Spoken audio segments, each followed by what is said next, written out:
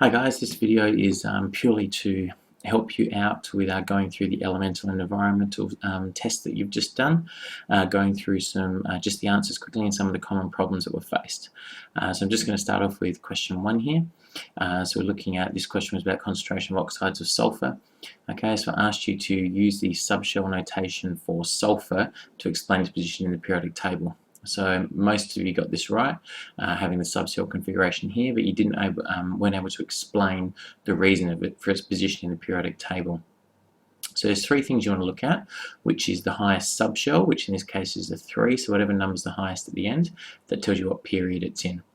Okay, the highest subshell letter tells you what block of the periodic table it's in. Okay, and then you look at how many electrons are in the subshells of that highest subshell. Okay. And here we've got 2 plus 4 gives us 6 in total. So this tells us it's in period 3, this tells us it's in group 6, and this tells us it's in the P block. So make sure you can explain that. Some common issues that people had were incorrect configurations, or perhaps not remembering to add up the 4 and the 2 if you're telling me the group as well. Sulfur dioxide in the atmosphere, lowering the pH of rainwater. Okay, sulfur dioxide can form sulfur trioxide, which I've gone through here, but you can also form sulfurous acid directly from sulfur dioxide. The key thing you need to talk about here is that these are strong acids. Okay, forms a strong acid and then it readily donates H+, lowering the pH. Okay, so you get a mark for talking about the formation of a strong acid, probably another mark for saying it's sulfurous acid. It readily donates H+, and so therefore it lowers the pH. There's your 4 marks in there. Okay, always associate pH to the concentration of H+ ions if you're actually going to try and answer the question properly. Alright, on to the next one. Rainwater pH, 3.16 by 10 to the minus 6. So you've just got to make sure you can use your graphics calculator properly. So pH is negative log concentration of H+. So just put in negative log 3.16 by 10 to the minus 6 and you get 5.5. Okay, check you can do that. That follows on directly to the next question, which asks about whether it's acid rain or not. Now it's just below 5.6, it's 5.5, so yes, it is acid rain. So questions like this where it says state with a reason, so stating it means yes, that's the underlined bit, and the reason is below 5.6. It says name one other gas that contributes to acid rain. So the important part firstly here is it says name, so we actually have to write the name in nitrogen dioxide. If you just write NO2, you won't get the mark for that. This is out of 3 marks. So you need to name it nitrogen dioxide. Use an equation to explain how it does this. Here's your equation, 2NO2 plus H2O forms nitric acid and nitrous acid. You could have the other one as well, where you get nitric acid and nitrogen monoxide and balance it up that way. But basically 2 marks, alright, for your equation there, which is normal, and 1 mark for naming the gas. Here, this was a question which, depending upon how the markers are going, you might need to be really careful about.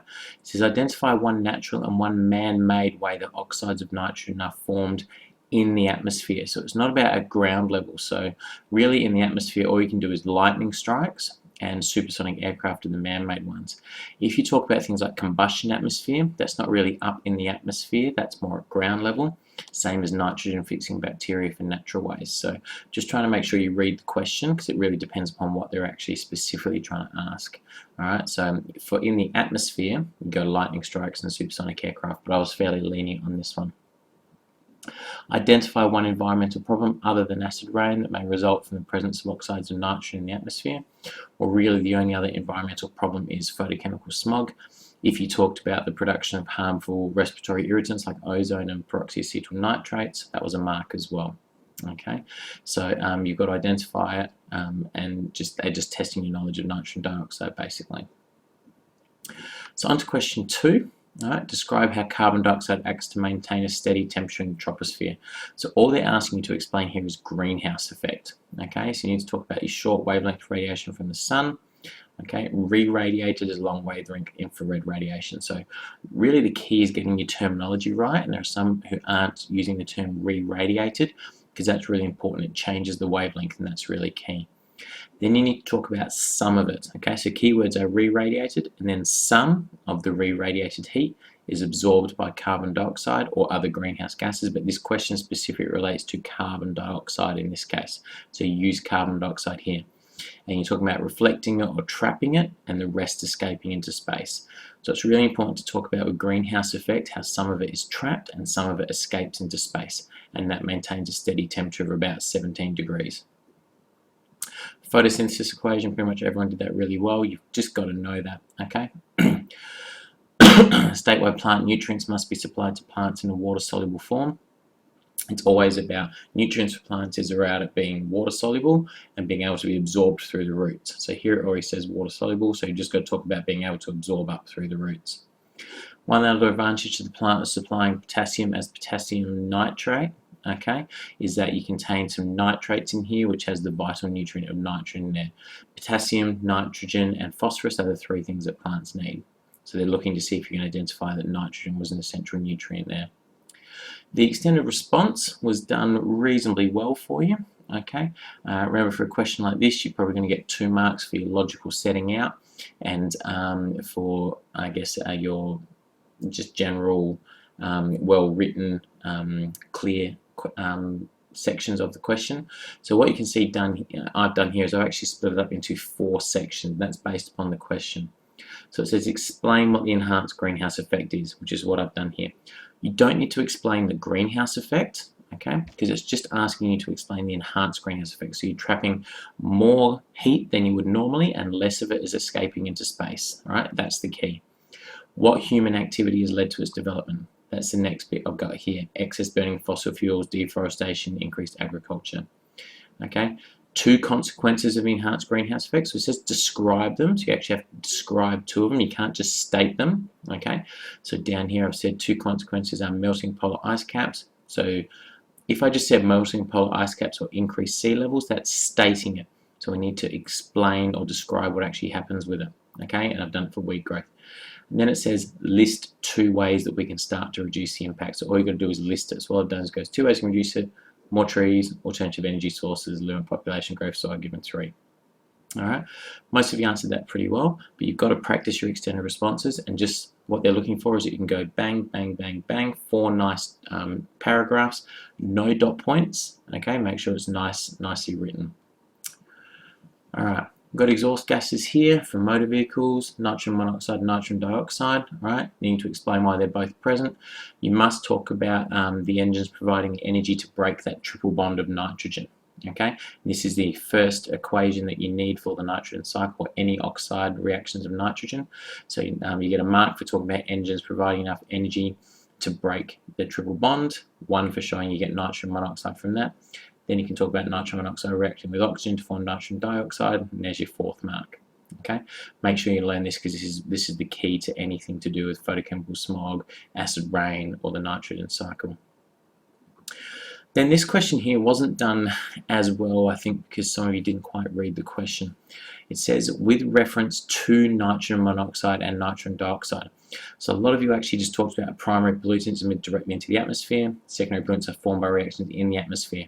But you need to actually link it to nitrogen monoxide and nitrogen dioxide. So you state that nitrogen monoxide is the one emitted into the atmosphere. Nitrogen dioxide is formed by reactions in the atmosphere. So you've got to be specific to the question. Be careful about those ones. Pure hydrogen is burnt at fuels in motor vehicles. Nitrogen monoxide is still present, but carbon monoxide is not. This is simply getting you to work out pure hydrogen, there's no carbon present. Most of you got that, so good job. Ozone is considered a pollutant because it's a respiratory irritant. Again, most of you got that as well, so good job. Okay, and then explain using equations how ozone is formed in the troposphere. Now, sorry about the gaps here, it's just me making some spelling mistakes and trying to make it look a bit neater. Okay, so ozone in the troposphere, again, it comes down to this nitrogen dioxide, okay, and the sunlight is really key. All right, because the 4 conditions for photochemical smog, remember, are sunlight, no wind, temperature inversion, and presence of pollution. If you don't have the sunlight, you don't have this nitrogen dioxide breaking down into this free oxygen radical. Some of you had some very different equations around here, so make sure you know what breaks down. Then you had your oxygen reacting with the oxygen gas to form ozone. What I suggest you understand is the difference in the name. So this is an oxygen molecule or oxygen gas. This is an oxygen atom or oxygen radical. Okay, so make sure you know the difference between them. Catalytic converter, most of you got this. All right, that's just an equation you've got to know. All right. The whole point of it is it removes that nitrogen monoxide, that primary pollutant, stops the nitrogen dioxide forming, which stops the ozone forming, and it's the key to stopping photochemical smog. One undesirable consequence of an increase of carbon dioxide emissions, increase in global temperature. Okay, that's just what they were looking for. And then listing the other conditions for photochemical smog as well, which most of you did really well, so good job. All right. Now, type of bonding present between molecules. All right, you've got to be able to explain the difference between hydrogen, dipole, and dispersion. Okay, so make sure you can identify, and you've got to talk about the energy needed to break those. So dipole, dispersion, very small amounts of energy required. Hydrogen bonds, more energy required, so there's higher boiling points. Okay, most of you are on the right track with that. Just practice writing those out because they love to put them in the exam. Draw the shape of an ammonia molecule. Most of you got that. They don't really need the lone pair of electrons in the exam, but it's good to put them in because it helps you actually explain this next question. So state and give an explanation for the shape of the ammonia molecule. So you've got to actually state the shape, which is trigonal pyramid, and give an explanation for. So this is where some of you are still falling down. What you've got to talk about is that in these bonds, you have electrons still. So you've got this non-bonded region or non-bonded pair of electrons, and it repels the bonded regions or bonded pairs of electrons downwards, and it maximizes the distance between them to minimize the repulsion. Okay, so minimize repulsion. All right, state the trigonal pyramid shape and talking about the lone pairs of electrons and repelling the bonded pairs. So you've got to make sure you can explain any of those sorts of shapes. Because there's 4 actual bonding regions right here, there's 1, 2, 3, 4 bonded regions. That's the reason we have a trigonal pyramid shape. All right. Why are the bonds within the ammonia molecule considered to be polar bonds? There's 2 things. There's a difference in electronegativity between nitrogen and hydrogen, which gives that bond a net direction of charge. So when you're talking about a bond, you need to talk about electronegativity of the atoms involved. When you're talking about a molecule being polar or non-polar, you just got to talk about being a net direction of charge. So state it, it's polar, and give a reason, it has a net direction of charge. So that should be pretty easy marks for you. This question was just checking to see if you could work out nitrogen there for eutrophication. Most of you got this. I think you've got eutrophication nailed, so I'm really hoping they give you that extended response question this year. All right, just make sure you can talk about aerobic and anaerobic decomposition in here, and the products of anaerobic decomposition is really the reason the water vapors become unusable. All right, a lot of you for this question, you missed that it was asking for the chlorine ion. So even I did it first time, sorry, which is why my 6 looks a bit interesting. So most of you had 3s2, 3p5, but we actually want the chlorine ion, which is 3p6. So make sure you read what it's actually asking you to write the subshell notation for. This question, most of you I don't think quite got it, so I'm going to leave this here so you can see. Chlorine has an oxidation state of +7 in some of its compounds. All right, so if we actually bring up, I'm going to just be able to write a little bit here. So normally your chlorine is 3p5, okay? So it's 3s2. Whoops, I'm just going to undo that. That's right. I'll just erase that. So it's normally 3s2, 3p6. Sorry, it's quite difficult drawing with a mouse. It's actually 3p5. I'll get it right. Let's try 3rd time's a charm. 3s2. Look at that. I'm getting better already. 3p5. Okay, that's pretty awesome right there. All right, so that's the normal configuration of a chlorine. As you can see, we've got 7 electrons up here in the 3rd shell. So an oxidation state of +7 is actually possible because we can lose all 7 electrons there to gain a full outer shell, which is then this 2s2, 2p6 over here. Okay, so we normally gain 1 electron to form this 3p6 up here, but you can lose 1 electron to go 3s2, 3p4, because remember electrons like actually pairing up. All right, you could lose 3 to go 3s2, 3p2, and so on and so on. 7's the most you can use. Okay, so make sure you can understand that. So other positive oxidation states are +1, +3, or +5. It's in the P block because up here the highest one is P. Okay, and the nature of the chlorine oxide, it's a non-metal oxide, so it's going to be acidic. All right. Would you expect aluminium oxide to react? This is just trying to identify if you can work out that aluminium oxide is amphoteric, and so yes, it would react with potassium hydroxide. And then this is the other part of it where it's getting aluminium oxide to react with an acid, and you've just got to learn that equation as well. Which leads on to the final question, which was about leaching of toxic metal cations. So acid rain, lots of H+, okay? So it contains those strong acids, high H+ concentration, releases large amounts of aluminium into the soil. That disrupts the immune system of plants, can lead to their death as well. Some of you just said kills plants. Try to be a little bit more specific about immune system of plants.